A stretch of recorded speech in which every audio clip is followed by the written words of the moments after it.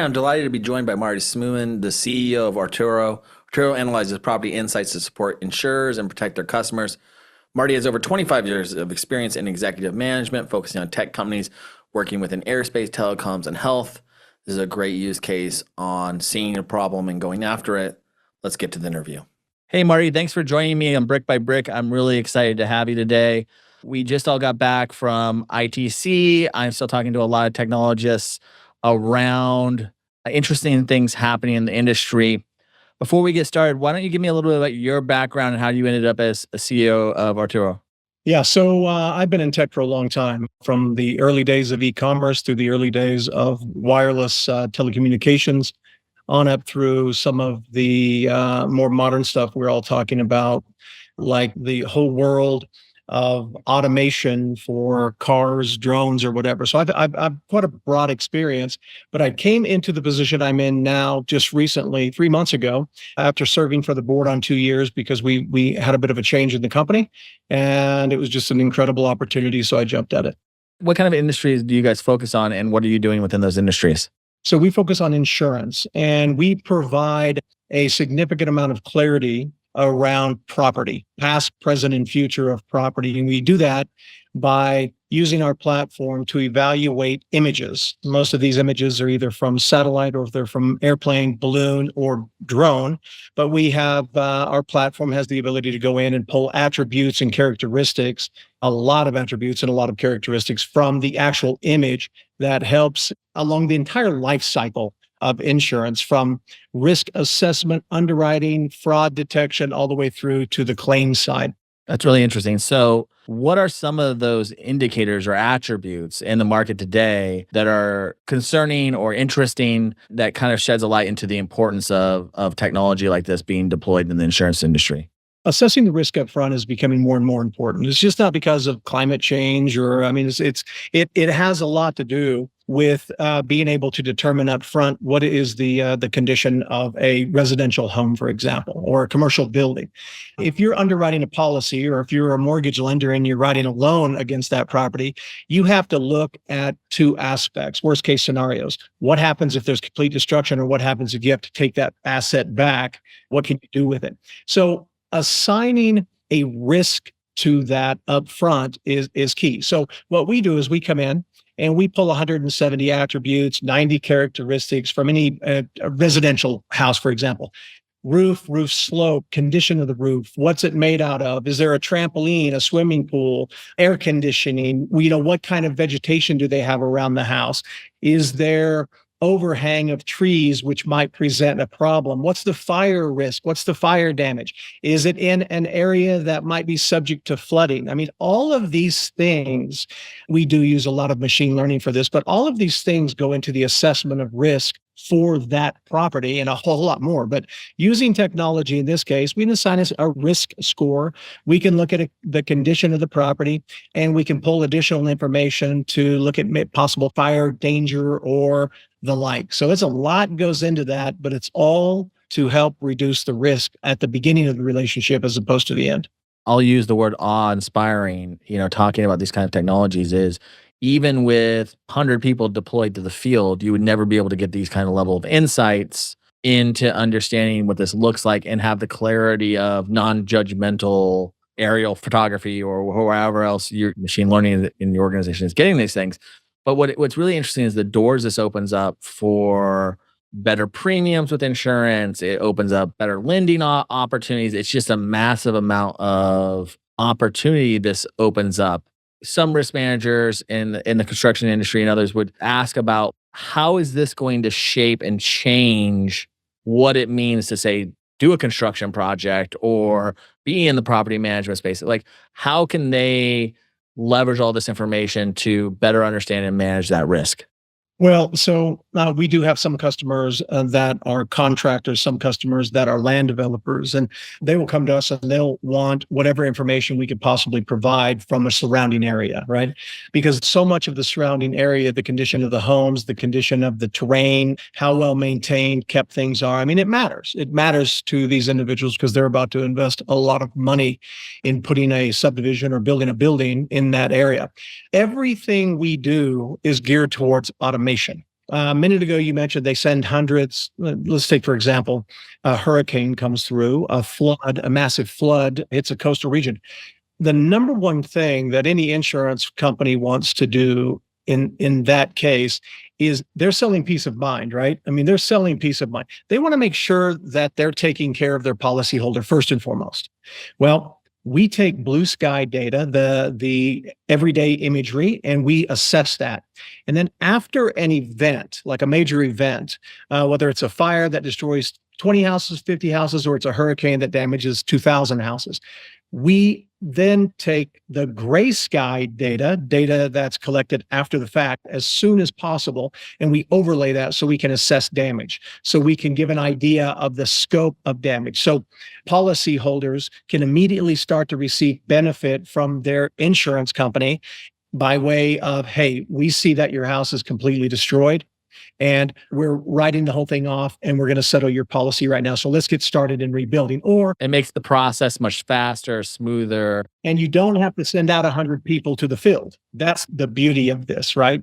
So you don't have to send 1,000 people out to do the initial assessment. You don't have to send 1,000 people out if there's an issue, with some sort of natural disaster. You can actually use technology to give yourself a significant head start on assessing risk, as well as taking care of the claim if something should happen. Yeah, I mean, underwriting the risk, it allows effective resources to lower claim costs. So, like, when we're talking about this kind of things, often I think it gets painted in this look around, and I love what you just said, because it gets painted in this look of, well, here's insurance companies figuring out how they can make an excuse to get out of paying claims. But in reality, this allows underwriters to write better policies from the very beginning. It really creates an informed outlook for the person buying insurance or for the project itself. It's really fascinating how this technology is working. Jason, it's along the life cycle. So fraud is a major reason why insurance policies are what they are, right? I mean, it's not just government policy, government regulations. I mean, there's a lot of fraud that goes on. And we have the capability of helping to detect some of that fraud. And, an insurance company, they don't want to try to postpone payment. They don't want to try to make it difficult for the policyholder. They want to make it as streamlined as possible. As a matter of fact, I think in the next 12 months, you'll see insurance companies, when they renew policies, asking the policyholders to take, technology like Planner and others, and collect images from outside their house and inside their house, so they can even make it more streamlined and more rapid as far as them being able to help you and settle a claim. But even, when you look at it up front, the risk side, someone's not going to come out and crawl on your roof, and they come out and they'll do a light inspection. Well, there's a lot of data out there that insurance companies now have access to, including the plethora of data that we provide to them to help offset that risk. But again, they're trying to maximize the upfront piece so they can minimize on the claim side as far as taking time, people, bodies, etc. Yeah, let's take wildfire. I live in California. Let's take wildfire as an example. Being able to measure the safety zone around a house in 100, if that's 100 feet with no trees or no shrubs in that zone, are something that people are doing, and noticing that the property owners who have used systems and photographs to prove this get claims paid out if something happens much more quickly. All of these kind of things, as we see more risk emerge from climate change, from the plethora of things that are now facing us from a natural disaster front. Having that snapshot of an ever-changing environment must really inform how the future of building will look, the world will look, the physical world around us. Yeah. And, I'll address that. But going back to something you just said a minute ago, we can look and see how far vegetation is away from the house. Is it encroaching? Is it on top? Is there, the debris filled, et cetera?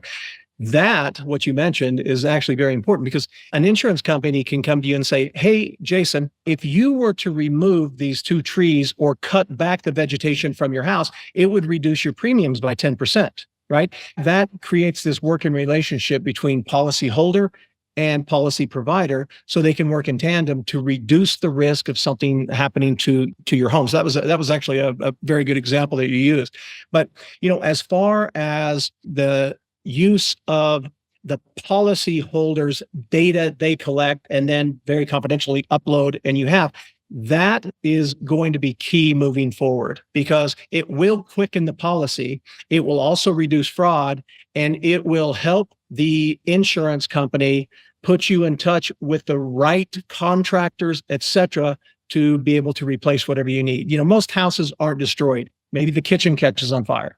And if they know that you have Wolf appliances, you have Korean countertops, and you have engineered wood flooring, they can immediately start to work your claim right there. And they can start working with the contractors to get all that stuff reordered. It'll be a little bit before it's automated, but all very quickly, right? That's the beauty of the policyholder getting involved as well.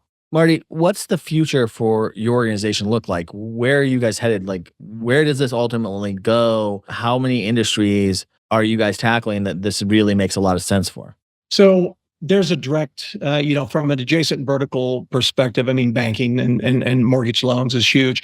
In real estate, being able to run an assessment on a property when it's listed through the MLS. I mean, these are massive. If I'm buying a house, I would love to get a full report on my house. Now I can pay $500 and have somebody come look at it, but there's a lot more data out there that's available than just that. Like, for example, we could provide. So what does the future look like for us? Our platform, even though algorithmically we take and we pull massive amounts of data from an image, and it takes 300 milliseconds for us to pull this data. We also incorporate third-party data and publicly available data. The aggregation of this data, accumulation aggregation of this data is fantastic because we can then take it in a very structured way. And this is the way the future has to go here. We then train, and we're doing this today, large language models that then be trained in order to quicken the process of, let's say, for example, you have an insurance company that they do have a lot of policies in an area that has a fire ripped through it. Well, we've already trained the system to look for major changes in damage from fire. And so they can just immediately get all that information. But we are moving rapidly towards, and we're probably one of the very few companies that actually use what I would call deep learning, not quite AI, but deep learning, while we move into using a generative AI bottom layer, not ours. We'll use the third party, and then putting software packages on top of that to help us process the data more rapidly so it doesn't have to be structured or labeled. That makes sense. So both taking this really structured approach that you guys have been building over time and then putting an unstructured front end so that these and other things that you guys are collecting can be accessed in ways that you guys, that quite frankly, that we don't even know yet today. Yeah. I mean, say, for example, seismic activity. What is the drought condition? What kind of vegetation you have around your house? Now, all of that, a lot of that's publicly available.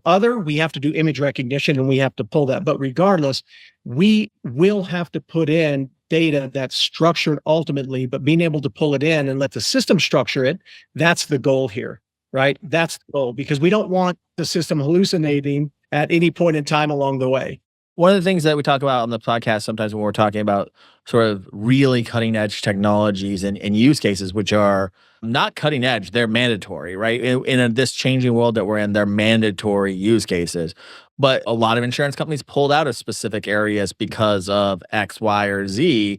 The world must carry on. And so insurance companies are going to have to figure out how best to service those areas and effectively write policies in a way that is much more sophisticated than they do today. And it seems like your tool and understanding data in this way is going to be paramount in the future ability to write policies for underwriters, the ability for people to understand the risk that they're getting themselves into when they're taking on a commercial construction project, as an example. Think of it like you buying a stock. I mean, if you're going to go buy a stock and everybody, all of the data shows that stock has been downgraded, the revenues are down, sales down, everything's going down and to the right, you're not going to invest in that, right? I mean, it's very similar to any bank or insurance company because they are betting on that house. And, the worst case scenarios is, Jason's home needs insurance. So you go online and you fill out a form, and then, 3 different companies come and they offer you some policies, and then, they've got to check a few more boxes. But the worst thing is if they have to replace your roof in 12 months, they will never make money on you. It was a bad investment up front, and it's just not going to get better along the way. And that type of conditioning to a platform, a software system, it's being hardened now, right? And we, predictive, yeah. I mean, I can tell you right now through our technology that a roof is not in great condition. And I can also tell you 2 years from now, when the policy has to be paid out by the insurance company, that we said, oh, we didn't rate that roof very high in the first place. And a small hailstorm came through and just destroyed it, right? So there's markers, there's indicators along the way that really help out. And those are getting stronger and stronger and stronger. It's absolutely a case of the more you know, the more you can know until you can become a bit predictive with it. How's the technology today being put into workflow? Is it being put into an underwriter's workflow today? Are you integrating with their current systems? How does all this data end up in the hands of your users? And who are those users like today? So right now we primarily deal with very large insurance companies. Tier 2, tier 3 insurance companies are certainly making, a move there. And they use our technology by building it into their systems, our data, which is all verified. That data is put into the system. The underwriter, if they're looking at an individual policy, they would pull up longitude, latitude, verify address, and they would go in and they would have a report automated that's done on that property. And they say, okay, everything looks pretty good. Now, the missing link here, again, to just 100% automate this is having the policyholder or potential policyholder have some data. Now, we can scrape MLS, right? Because odds are within the last 7 years, that house has been for sale. So we can get that data, but if the policyholders uploaded, I mean, that's certainly a lot better. But that is integrated into the platform of the insurance carrier, and it's used in the underwriting process by them taking and using various attributes and characteristics that we assign and saying, yeah, it's a good bet or it's not.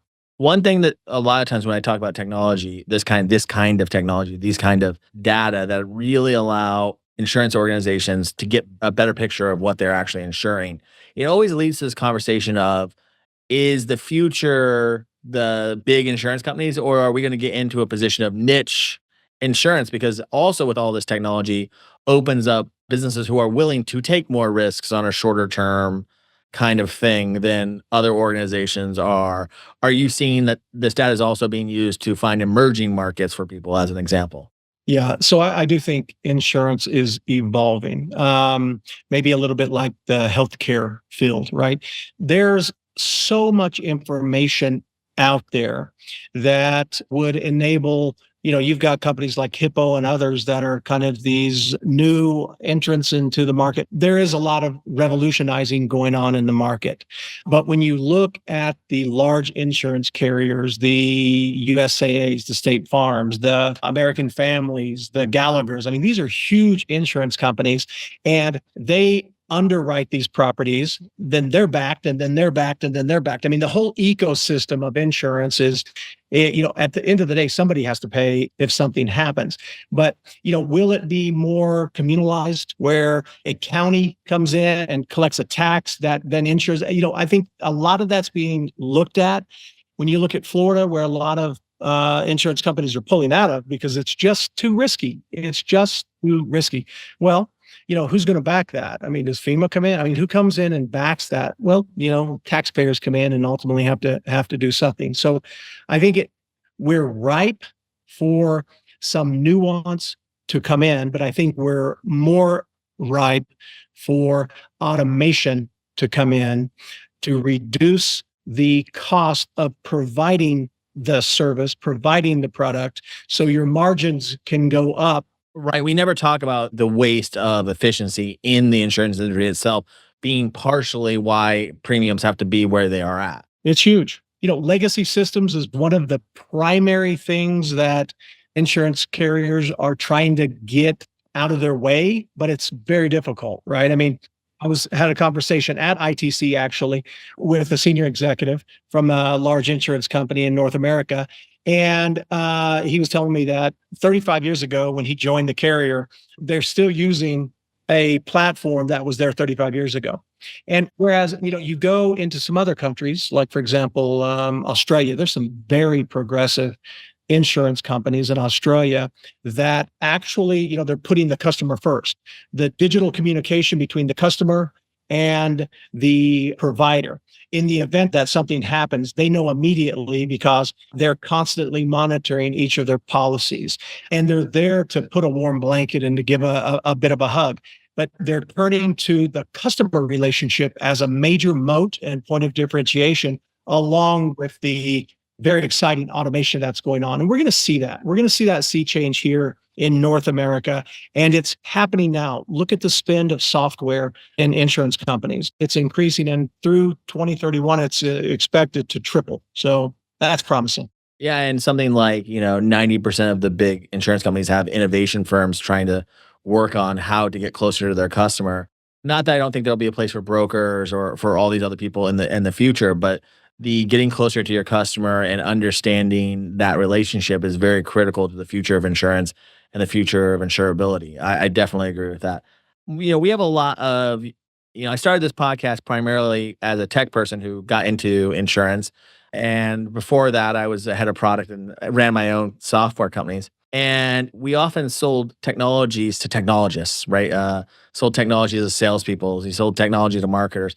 Not really that hard of a technology sell. You get into something like this, it's a much more interesting legacy industry where when you're selling the technologies to these companies, it really feels like you're selling the future of what could be a very important element. And then I started facing that a lot of people within this organization there's a gap of young people coming into the organization out of school. And so I started asking this question on the podcast, which is, how would you convince a young person to come into the insurance industry? Why is it exciting? And what piece of advice would you give to them?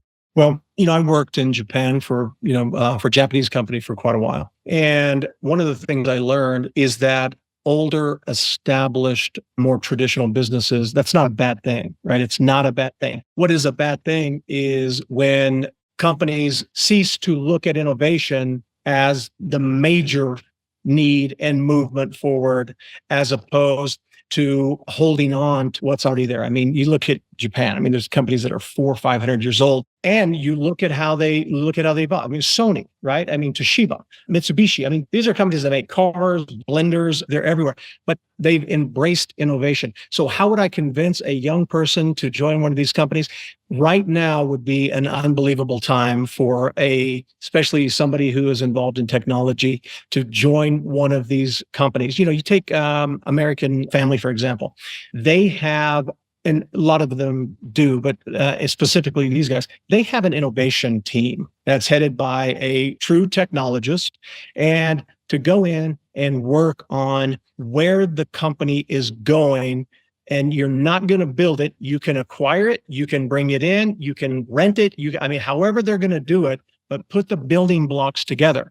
And that's exciting. And the great thing about coming into a big company like that is they have the funds to quicken their time to market. If I'm young in my career, and I don't know, I'm a little different because I have this startup thing that I just can't get out of the way. But it's stability with innovation, and you don't have to sacrifice. You don't have to sacrifice either. There are not many industries that you can really step into where there is that opportunity to innovate and have some de-risking happen behind the scenes. Not at the scale that I think this industry is going to experience over the next 10 years. Well, I wanted to thank you, Marty. I really appreciate talking to you. I think you guys are doing amazing things. You're definitely one of the organizations that I really wanted to talk to around how you're collecting all this data and really changing the industry. I really feel like this is the future for underwriters and for insurance companies. And I really appreciate your time today. Thank you, Jason. Appreciate it. And good luck with the podcast. It's awesome. Risk Management Brick by Brick is brought to you by TrustLayer. Find out how TrustLayer manages risk so that the people can build the physical world around us. Head over to trustlayer.io. And then make sure to subscribe to Risk Management Brick by Brick on Apple Podcasts, Spotify, or wherever you get your podcasts. On behalf of the TrustLayer team, thank you for listening.